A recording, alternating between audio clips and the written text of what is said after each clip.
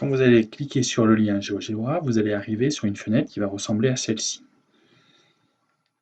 L'équation qui est donnée ici au centre est donnée de manière aléatoire. Donc il se peut que vous arriviez sur une équation où vous n'avez pas du bleu et du rouge des deux côtés. Donc dans ce cas-là, vous venez régénérer une nouvelle équation jusqu'à ce que vous arriviez à obtenir du bleu et du rouge des deux côtés. Ça, on sera dans le cas le plus général pour résoudre une équation. Voilà. Donc, maintenant, ici, on va représenter sur le plateau de gauche le membre de gauche de l'équation et sur le plateau de droite de la balance le membre de droite de l'équation. Ici en dessous, les petites croix bleues vont correspondre aux x et les petits points rouges vont correspondre aux nombres qui sont rajoutés.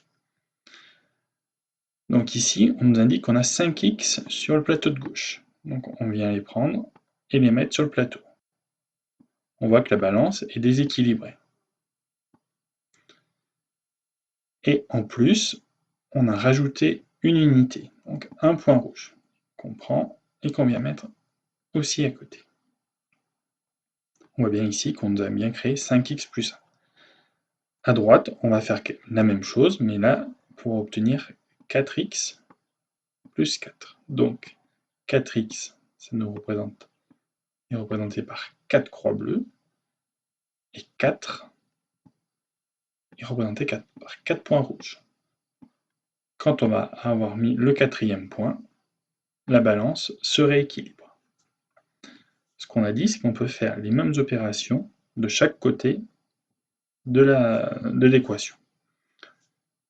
Notre but est d'isoler d'un côté les x et de l'autre côté les nombres, les constantes, les nombres rouges. Donc, d'un côté on a 5x, de l'autre côté on a 4x. Donc ce qu'on va faire, on va prendre là où on en a le moins, on va les enlever, donc 4x, on les enlève du plateau de droite. L'équilibre n'est plus assuré, mais ce qu'on a fait d'un côté, on doit le faire de l'autre. Donc on enlève aussi sur le plateau de gauche 4 croix bleues. On retrouve l'équilibre. Pour l'instant, on n'a pas encore trouvé la valeur de x, puisque du côté gauche, nous avons x plus 1, et de l'autre côté, on a 4.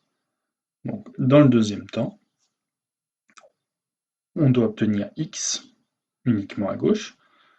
Donc ce qui nous embête, c'est la petite unité ici qu'on va enlever. Et comme on l'a enlevé à gauche, on l'enlève à droite. Et on trouve x égale 3. Et là, on a terminé notre résolution d'équation. On peut vérifier en prenant 3 comme valeur pour x. On va calculer ici le membre de gauche. 5 fois 3, c'est 15, plus 1, ça fait 16. Et de l'autre côté, on a 4 fois 3, 12, plus 4, 16. Donc on trouve bien de chaque côté de l'équation le même résultat. Donc x égale 3. Et en plus, on a vérifié que c'est bien la solution.